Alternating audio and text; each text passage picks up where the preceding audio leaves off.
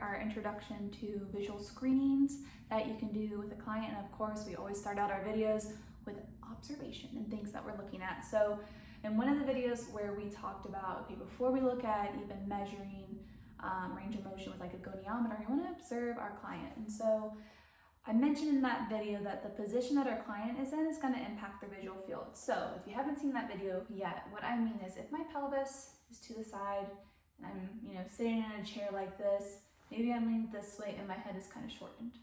My whole visual field now is almost on the vertical plane.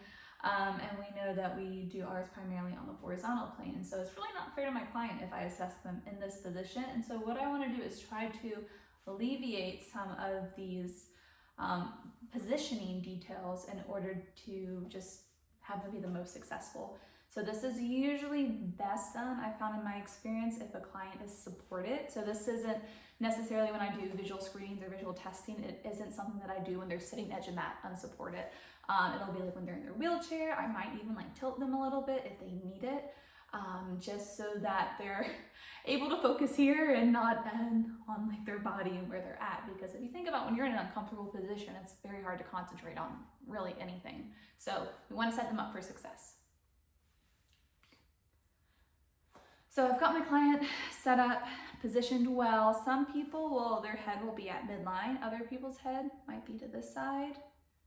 Or it could be this side, could be turned up, could be turned down. A lot of times when I see somebody, I'll just be on their opposite side. So if my head was turned this way, I'll be on their side. I'll just be like, hey, how's it going? See if they even have that range of motion to turn their head, right? Or are they trying to turn their head or they can't? So we're looking at the cervical movements, but we're also looking at their eyes. If I say, hey, and they're just, hey, how's it going? Or maybe they just turn their eyes, hey.